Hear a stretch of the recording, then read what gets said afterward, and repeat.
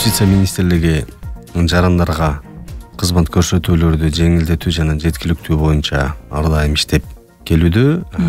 Ар бир өзүнүн тармагы боюнча бул юридикалык жактарды каттоо жаатында дагы мыйзам күчүн жоготуп жаңы министрлер кабинетинин жобосу кабыл алынып бир топ өзгөрүүлөргө алып келдик. Бул да жеңилдетүү максатында. Азыр мен аларга токтоло кетсем. Алгач бул 2009-жылдан бери юридикалык жактарды өкүлчүлүктөрдү, филиалдарды каттоо боюнча мыйзам иштеп келген. Бирок ал жерде биз инвентаризациянын, дебюрократизациянын алкагында жанагы ал жерде мыйзамдык жоболорго караганда мындай жоболук, инструкциялык жоболордун көп байкалып баалангандан кийин ал мыйзамдын күчүн жоготууга бердик. Анткени ал жерде документтердин тизмесин аныктаган, мөөнөттөрүн аныктаган, кимдер арыз берет деген тариздеги ченемдер көп камтылганда. Ошондуктан биз мыйзамдын күчүн жоготууга берип, алдагы мыйзамдык ченемдерди Кыргыз Республикасынын жарандык кодексине отургузуп, анын күчүн жоготууга берип, мына 19-январда жогорку кеңеш кабыл алынып, кийин президент тарабынан 28-февралда кол коюлуп, 3-мартта жарыяланып, ал 3-апрелде күчүн жоготту. Ал ортодо бул жаатты жөнгө салган, юридикалык жактарды, өкүлчүлүктөрдү, филиалдарды каттоонун жолун жөнгө салган министрлер кабинетинин жобосу иштелип чыгып, ал да 23-жылдын 31-мартындагы 178 сандуу токтом менен бекитилип, ал 3-апрелден күчүнө кирип иштей баштады. Эми бул жерде негизги өзгөрчүлүктөргө токтоло кетсек, жарандарга маалымат болуш үчүн бул мурда билесиз да, кагаз жүзүндө күбөлүктөрдү берип жүргөнбүз каттоп. Азыр ал күбөлүктөр жокко чыкты. Азыр жанагы электрондук күбөлүктөр кийрилди. Электрондук күбөлүктөр QR код менен атайын сайттын шилтемеси камтыган, жана ошондой эле каттоо номурлары, маалыматтары камтыган, кыргыз тилинде, орус тилинде жана англис тилинде аталыштар менен камтыган, мурда күбөлүккө караганда көбүрөөк маалыматтар жайгаштырылган электрондук түрдө бериле баштайт. Аны ар бир кызыктар тарап өзү немеден басып чыгарып алса да болот сайттан. Ал эми каттоо болгондон кийин ошол жерден биздин адистер ага каттоо чыгарып берет, же болбосо анан электрондук кат куржунуна же бир кандайдыр бир телефондук байланышына дейли, же WhatsApp байланышына, жана башка бир байланыштарына жөнөтүп коет да. Бул баягы мурдагыдай күбөлүк бар, жоголду, күбөлүк кайра алыш керек дегенде убаркетчиликтер болбойт. Анан деги эле өзү санариптештирүүнүн алкагында көп өлкөлөрдө күбөлүктөрдүн электрондук форматы колдонулат. Анткени бизде күбөлүктү алып, аны нотариуска алып барып, кайра күбөлөндүрүп, аны дагы бир башка мамлекеттик органдарга тапшырган жүдөмүш жарандарды жүдөтүүчү абал келгендиктен биз аны ошону жокко чыгардык. Демек, толук кандуу электрондоштоо десек болот экен да, Ооба, толук кандуу. Убак сааты, мөөнөтү, төлөнүүчү каражаттары кандай болот? Бул жерден юридикалык жактарды каттоонун да мөөнөттөрүн биз кескин түрдө кыскарттык. Булга чейин саясий партияларды каттоо 30 күн болсо, биз 10 күнгө түшүрдүк. Коммерциялык эмес уюмдарды каттоо 10 күн болсо, 5 күнгө түшүрдүк. Юридикалык жактардын иш аракетин токтотууну каттоо 5 күн болсо, 7 күн болсо, буга чейин биз 5 күнгө түшүрдүк. Анан реестрден расмий маалыматтарды берүү буга чейин жөнгө салынбай, адамдар бир гана көчүрмө алам деп турса да, берки жарандардын кайрылууларын кароо боюнча, мыйзам боюнча 14 күн каралат деп бир талаш-тартыштар болуп келген. Биз бул жолу аны ошол юридикалык жактар каттоо тартибин жобого камтып, биз ошол реестрден маалыматтарды берүү, бул биз 5 күнгө, ал эми хронологиялык тартипте берсе 7 күндө берет деп. Хронологиялык тартипте деген качан катталган, эмне болгон деген. Ал эми жөнөкөй түрдө берүүнү 5 күнгө түшүрдүк. Мындан сырткары дагы жетекчиси өзгөрсө, 30 күндүн ичинде адреси өзгөрсө, паспорттук маалыматтар өзгөрсө, каттоо маалыматтары өзгөрсө, билдирүү берип келген. Ал билдирүү 7 жумушчу күнүн ичинде каралып жүрсө, биз бүгүн аны 3 жумушчу күнгө түшүрүп койдук. Жетишесиздерби? Албетте жетишебиз. Анткени санариптештирүүнүн алкагында биз жанагы Эми билдирүүнү өзү бул жетекчи алмашкан, дарегин алмашкан деген бул юридикалык жактарды каттоого караганда бул абдан аз көлөмдөгү жумуш да. Бирок эмнегедир мурда 7 жумушчу күн деп кирип калган экен. Эми бул 7 жумушчу күн бул 10 күн болуп кетип атат. Бул жарандар үчүн узак эле мөөнөт да. Аны эми сиз бир паспорттук маалыматтарыңыз өзгөрсө тапшырып коесуз, аны алып туруп 2 мүнөттө эле киргизип коет ал жака адисчи. Анан аны 7 жумушчу күн күтүштүн кажети жок деп биз аны ушундай кыскартууга бардык. Жакшы. Бул коммерциялык деле, коммерциялык эмес деле баарына бирдей эле тартипте? Бардыгына бирдей тартипте. Эми коммерциялык менен коммерциялык эместерди, коммерциялык уюмдардын каттоо 3 күн. Буга чейин деле 3 күн болчу, бирок дагы буга чейинки эфирлерде келип айткандай, баягы шашылыш түрдө каттоо 3 сааттык, 6 сааттык, 1 күндүк бар. Ал өзүнчө тарих менен катталат.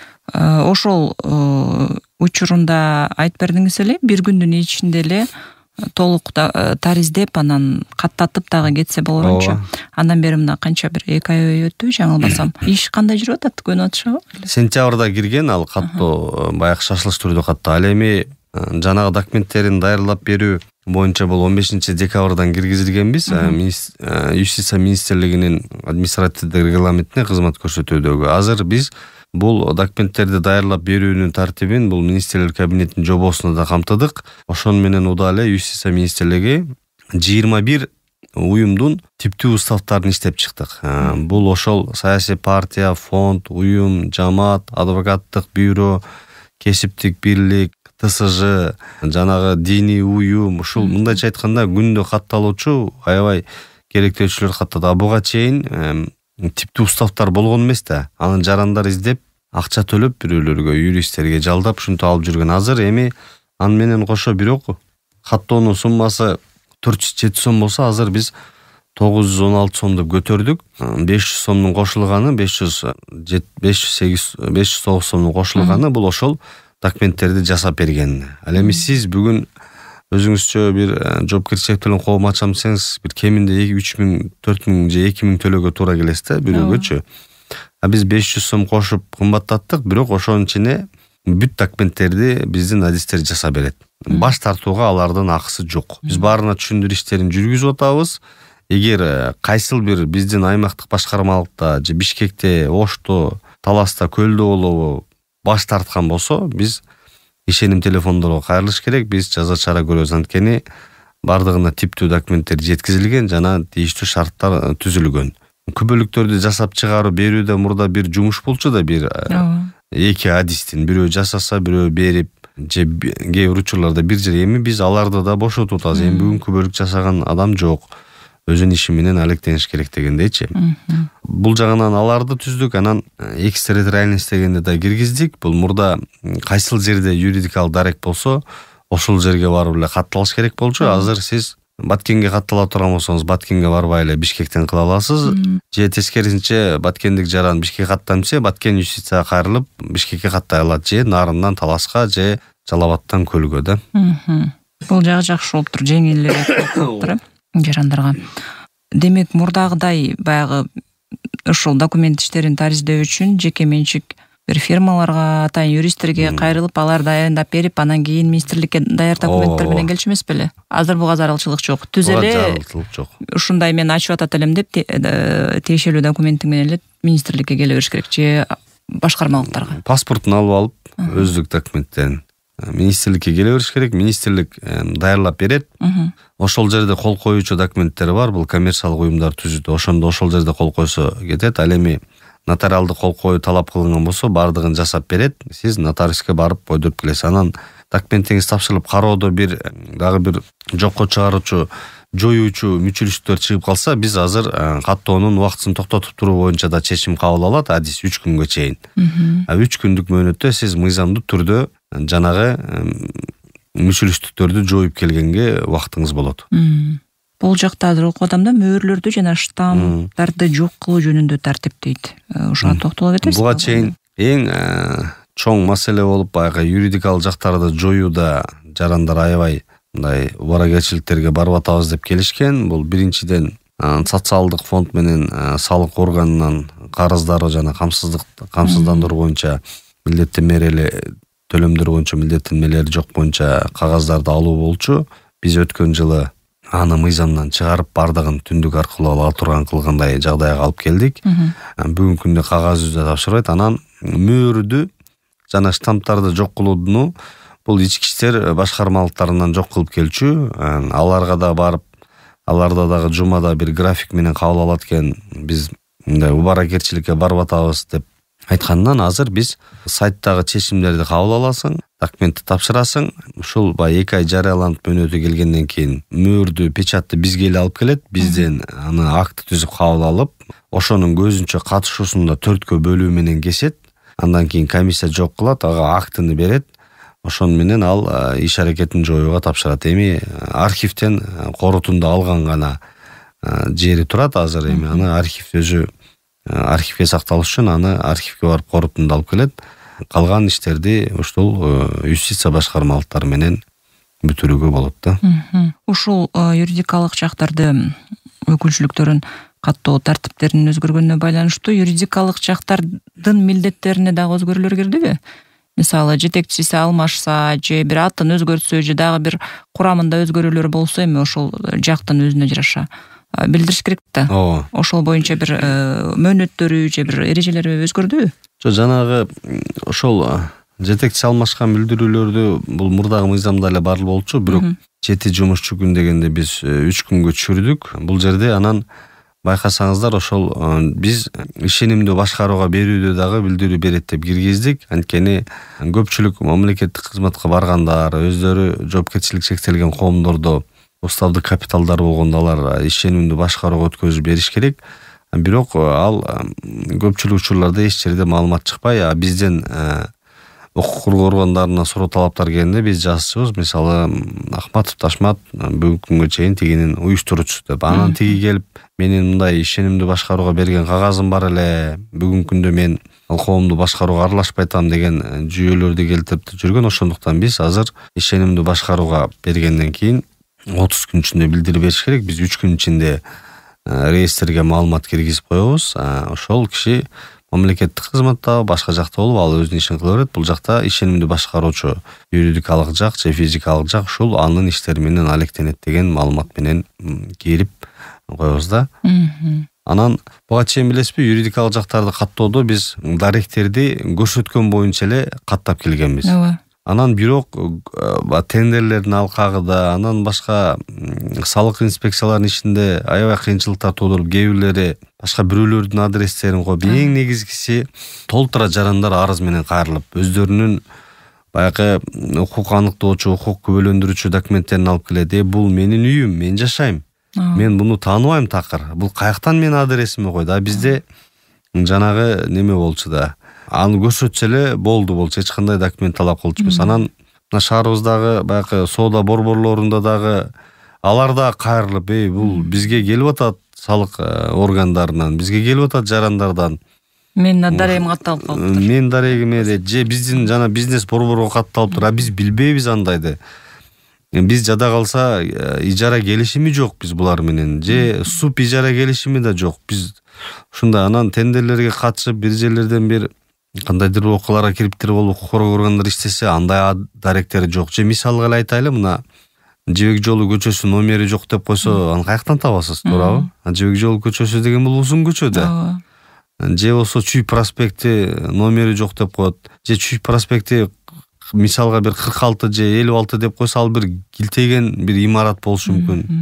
Ошондуктан биз бүгүнкү күндө эч кандай нотариалдык же бир келишимдик милдетимиз жок. Биз макулдук берүү формасын гана бекиттик.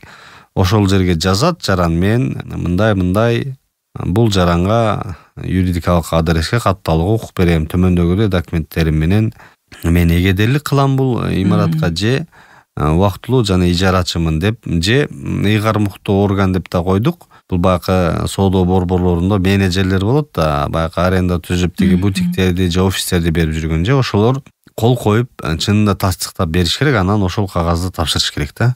Бул бир жагынан мындай жоопкерчилик күчөттүк. Анан мурда уставдык капиталдар жоопкерчиликтен коомдорду өткөзүп берүүдө жана колдорун эле күбөлөндүрүп койчук. Албетте бул жарандар оңой дечү, бирок анын да экинчи тарабы бар болчу. Анткени жоопкерчиликке тартылган коомдо биринчи артыкчылыкка өзүнүн баягы компаньондору эгедер болчу капиталына. Анан эң негизги маселе бул жубайлардын ортосунда келип чыккан. Анткени үлүшүн өткөзүп берүүдө колун гана күбөлөндүрүп койгон болчу нотариус. Нотариус колду күбөлөндүрүүдө документтин маани-маңызына жооп бербейт дагы. Ал ким кол койгонун гана тастыктайт болчу. Азыр биз ал нотариустан өткөн бүтүм катары мындай келишим катары өтүп келсин деп же бир кандайдыр бир ошол алды саттуу же бир өткөзүп берүү ошондой кылайлы деп. Анткени нотариус эми аны текшерет. Үлүшүн сатуунун процедуралары сакталдыбы бардыгы, никеде турабы, жубайынын макулдугу барбы, жокпу, анын компаньондору менен макулдашылганбы, бул аресттерде чектөөлөрдө турбайбы деп бүтүн текшерет. Мурда кайра катуу өткөндөн кийин соттошуулар, анан өз ара жана чыр-чатактар чечүүлөр болуп келген. Эми бул жерде бир чоң эле курулуш компанияларын деле баягы өткөзүп берип алышып жүргөн. Анан алардын жубайлары билген эмес, алардын укуктары да корголуш керек да. Алардын мүлккө өздөрүнүн үлүшүнүн эгедерлиги сакталыш керек. Анан компаньондордун арасында кызычууларды айтат, биз үчөөбүз мисалы ушул жоопкерчиликке тартылган коомду түзүп, ушул көп кабаттуу үй баштадык элек. Бирок тиги болсо биз экөөбүзгө сурабай бир жат адамга сатып салыптыр. Биз бүгүн келише албай атабыз. Мен муну билсем, мен өзүм эле алмакмын, же экөөбүз алмакпыз дейт да. Ал эми артыкчылыктуу укугу бул жерде алардыкы бузулуп калган. Ал эми сотко барганда, сот эми мыйзамда мурда колун күбөлөндүрөт деп койгон. Ал нотариус айтат, мен колун күбөлөндүргөм, бул мазмунуна жооп бербейм документтин. Бул өзү келгендигин гана тастыктайм деген болчу. Ошондуктан биз булга бардык. Анткени колду күбөлөндүрүү менен келишимди бүтүмдүү күбөлөндүрүүнүн акчасы да айырма бар бир аз. Бирок анын кесепеттерин эске алуу менен анан баягындай бир күндүк компанияларды ачып, ага берип, буга берүүнү деле токтотуш керек өзүчү. Чынында мындай бир олуттуу, алектенген, бир туруктуу бир ишканалардын болушу, мындайча айтканда, убакыт келди да. Убакыт келди. Аларды дагы бир стабилдештирүүгөчү. Эми мисалы ишкана ачып, бир келишимди бир неме баштаган дойлаларын, үлүштөрүн бири-бирине өткөзсө, мурда колду күбөлөндүрүү бир 300 сомдон 500 сом болсо, азыр бүтүмдөрдү күбөлөндүрүү бул 1000 сом, же 1,5 сом, же 2000 сом да. Эми жеке нотариустер өздөрү кандай жанагы неме келишим баадады нотариустердин. Эми ушул кичине кымбатчылык болду, бирок ушул 1000 сомдун тегерегиндеги кошулуп калып атат сумма. Бирок жанагындай мен кээ бирлерин жанагы аялдары арызданып жүргөндөр бар. Ушул жолдошум экөөбүз ушундай компания түзгөн эле, ушинтип иштеп жүргөнбүз, бирок ал менин макулдугумсуз сатып бериптир деп атат. Эми бул жерде үй бүлө кодексинин талаптарын да аткарыш керек болот. Ошондуктан биз ушул жактарын эске алып, жана адрес боюнча тендерлерден алданган жарандар, аймактардагы мекемелер, мамлекеттик муниципалдык мекемелер ушул Бишкектен туруп тендерге катышкан, адрес мындай экен, биз келсек жок деп жада калса жарандар эмес, кургандар дагы аны таппай. Эми шаарда болсо көчөлөрдү көрсөтөт, ал эми айылдарда болсо мынчанчы кварталдагы контур деп койгон адрестер менен, даректер менен келип жүргөн. Эми ал жер барса айдың тала экен, салык инспекциясынын кызматкерлери барса. Ушул нерселерден биз бир жагынан жеңилдетүү, бир жагынан жоопкерчиликти күчөтүү болуп атат да. Эми жоопкерчилик менен караш керек да. Ошондуктан ушундай кирип атат. Анан буга чейин инвесторлор үчүн дагы шарт түзүүдө биз баягы өз өлкөсүндө катталды деген атайын легализацияланган көчүрмө алып келип жүрчү. Мисалы мындай деп түшүндүрсөм, бул жерге бир инвестор келип, бул жерде компания ачан деп түшүнүп, макулдашып, сүйлөшүп алгандан кийин анан кайра бар эми өз өлкөңө барып, ошол тастыкталган, легализацияланган выписка алып кел деп кайра жөнөттүбүз. Ал 6 айдан өтпөш керек деп. Эми аз дүйнөдө эле санариптештирүү өсүп атканын эске алуу менен биз айтабыз, ошол мамлекеттин расмий органынын сайтында ошол көрүнсө, аны сайттан бул жерден көрүп, нотариус переводчиктин катышуусунда анын расмий экенин тастыктап, QR коддор менен тиги шилтемелери тастыкталган күндө бул жерден эле аны чыгарып, которот дагы доверенность менен нотариустан котормосун күбөлөндүрүп берет. Биз ошо менен каттоону жүргүзүп атабыз да.